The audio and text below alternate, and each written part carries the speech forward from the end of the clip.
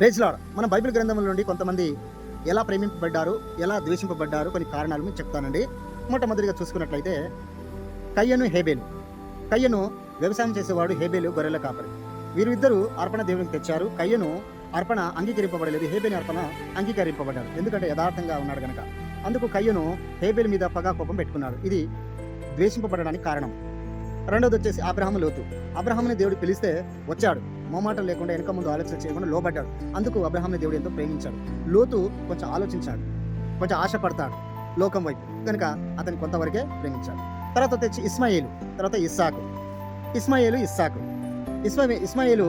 16వ అధ్యాయం ఆదికాండంలో శరీర ప్రకంగా పుట్టినటువంటి వాడు. ఇస్సాకు వాగ్దాన పుత్రుడుగా పుట్టినటువంటి. ఇస్సాకు ప్రేమింపబడ్డాడు. అటు దేవుని ఆజ్ఞానుసారంగా ఇస్సాకు జన్మించాడు. ఇస్మాయిలేమో శార మాట విని అబ్రహాము కొంచెం అక్కడ తప్పు జరిగినట్టుగా విధానం ఉంది. అలాగే ఏశావు, యాకోబు. ఏశావు ఆదికాండం 26వ అధ్యాయం 34-35 వచనంలో దేవుడు దేశించినట్టు జనాంగం నుండి కుమార్తెను పెళ్లి చేసుకున్నాడు. అందును బట్టి ఈ ఇస్సాకు, రిబ్కా మనోవేదనకు గురయ్యారు. మన 26వ అధ్యాయంలో మనం చూస్తాం 34-35 వచనంలో ఆదికాండం. ఈ యాకోబు అక్కడ దర్శనం చూడడం మనము చూస్తాం. ఇక్కడ ఆదికాండం 32వ అధ్యాయంలో మనం చూస్తాం. అక్కడ దేవుని యొక్క దర్శనము అతనికి కలుగుతుంది. అక్కడ లోబడతాడు. దేనికి తల్లిదండ్రులు కూడా లోబడతాడు, దేవుని కూడా లోబడతాడు. నాలుగోది వచ్చేసి 11 మంది అన్నలు యోషపు.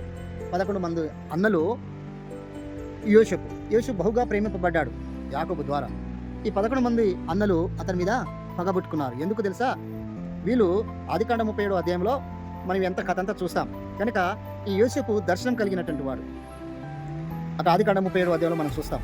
అందుకు అతని మీద పగబట్టుకున్నారు. అందుకు వీరి కారణాలు, యోసేపు ప్రేమింపబడడానికి కారణాలు కళలు చూడడం, అంటే యథార్థంగా ఉండడం. ఐదోది వచ్చేసి అన్నదమ్ములు, అలాగే దావీదు కూడా గొర్రెల కాపరి. అతని అన్నలు జాబ్లో మిలిటరీ డిపార్ట్మెంట్లో పనిచేస్తూ ఉంటారు సౌలు దగ్గర. అందుకు వాళ్ళకు ఒక పేరు ప్రాఖ్యాత ఉందని దావీదును లెక్క చేయకపోయేవారు. కానీ దావీదు దేవుని ఎడల యథార్థపరుడు గనక, దేవుని స్తుతించేవాడు గనక దేవుడు అతని కొరకు వేడి చేసి సమూయేలును పంపించి అభిషేకించి రాజుగా అభిషేకం చేశాడు. అందుకు దావీదు ప్రేమింపబడ్డాడు. అతని అన్నదమ్ములు కొంచెం పక్కన పెట్టించారు. ఇదంతా మించితే మనం ఒకసారి గమనిస్తే వీరు వారి కుమారులను ప్రేమించడం, వారు పొందుకున్న విధానం చూస్తాం.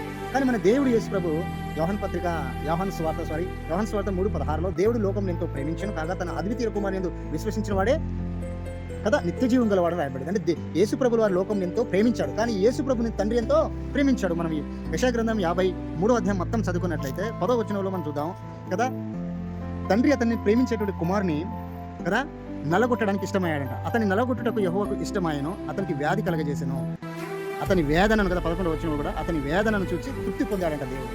అంటే ఈ లోకం గురించి, మానవుల గురించి యేసు ప్రభులో తన రక్త ధార పోసి సిలువను మోసి ప్రాణత్యాగానికి సిద్ధపడితే ప్రేమిస్తే ఈ తన కుమారుని శిక్షించడానికి అర్హుడుగా నా కుమారుడు గొప్ప పని చేస్తున్నాడని చెప్పి అతని మీద ఇష్టపడడం మన తండ్రి ఒక ఉద్దేశం మనం చూస్తా ఉన్నాం. అందుకు యేసు ప్రభు అందరికంటే మించిగా ప్రేమిస్తున్నాడు. యేసు ప్రభుని తండ్రి ఎంతో ప్రేమిస్తున్నాడు. అందుకు రోమిలి రాసిన పత్రిక 8:31-32 వచ్చిన చూస్తే కదా, మన అందరి కొరకు తన సొంత కుమారుని వెనక తీయక మనందరి కొరకు అప్పగించిన వాడు సమస్తం ఎందుకు అనుగ్రహింపడానికి మనందరి కొరకు ఆయనను అప్పగించాడంట తన కుమారుని. కానీ ఈ ప్రేమకు దేవుని ప్రేమకు ఎంత వ్యత్యాసం ఉందో చూడండి. కనుక ప్రేమింపబడడానికి, యథార్థవంతులు ఉండడానికి దేవుని ప్రేమ మనకు ఎంతో అవసరమై ఉన్నది. కనుక మనం దేవునికి లోబడితే మనం పడే ప్రతి ప్రయాసం వ్యర్థం కాదని గుర్తించాలి. Praise the lord.